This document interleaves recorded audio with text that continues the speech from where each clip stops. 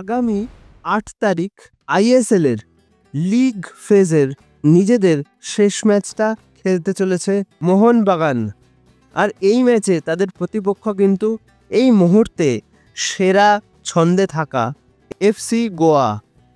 তো এই ম্যাচে কি টিম হতে পারে মোহনবাগানের? তোমাদের কি মনে হয়?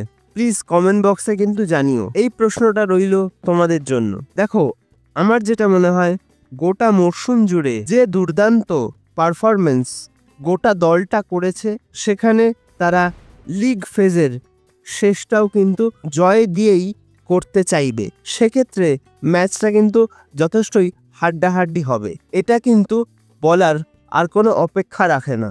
এই ম্যাচে মোহনবাগানের দল কেমন হতে পারে, আমি জাস্ট আমার একটা মতামত, আমার একটা ওপিনিয়ন তোমাদের সঙ্গে শেয়ার করছি। তোমরাও কিন্তু কমেন্ট করো যে এই ম্যাচে তোমরা কোন প্লেয়ারকে প্রথম একাদশে দেখতে চাও। গোলে আমরা দেখব বিশাল কাইফকে, যেটা আমার মনে হয়। ডিফেন্সে বেশ কিছু পরিবর্তন আসতে পারে।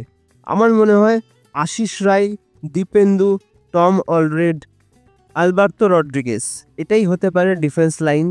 কারণ এফসি গোয়ার যা অ্যাটাকিং লাইন আপ, সেক্ষেত্রে কিন্তু দুজন ফরেন ডিফেন্ডার রেখেই শুরু করতে পারেন, যেটা আমার মনে হয় coach Jose Francisco Molina.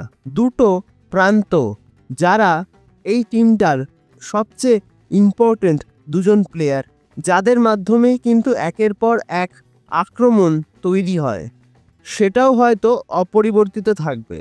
Manvir এবং লিস্টন, তারা কিন্তু এই ম্যাচে শুরু করতে পারেন।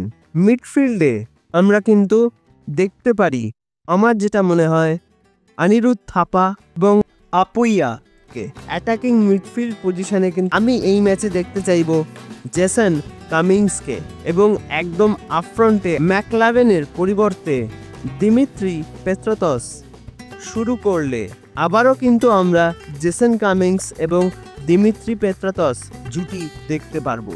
তো তোমরা আমার সঙ্গে কতটা একমত, বা তোমাদের কি মনে হয় যে কীরকম দল এই ম্যাচে কোচ হোসে ফ্রান্সিসকো মোলিনা নামাতে পারেন? অবশ্যই কমেন্ট বক্সে কমেন্ট করে কিন্তু জানিও। আর ভিডিওটা ভালো লাগলে লাইক, কমেন্ট, শেয়ার এবং সাবস্ক্রাইব করতে একদম ভুলো না। সাবস্ক্রাইব করে দিয়ে পাশের বেল অপশনটা প্রেস করে অল অপশনটাও কিন্তু প্রেস করে রাখবে, যাতে সমস্ত রকম নতুন ভিডিওর নোটিফিকেশান তোমরা সবার আগে পেয়ে যাও যখনই আমি কোনো নতুন ভিডিও পোস্ট করব। তো আজকের মতন ভিডিওটা তাহলে এখানেই শেষ করছি। দেখা হবে আবারও পরবর্তী ভিডিওতে, নতুন কোনো দিন, নতুন কোনো সময়।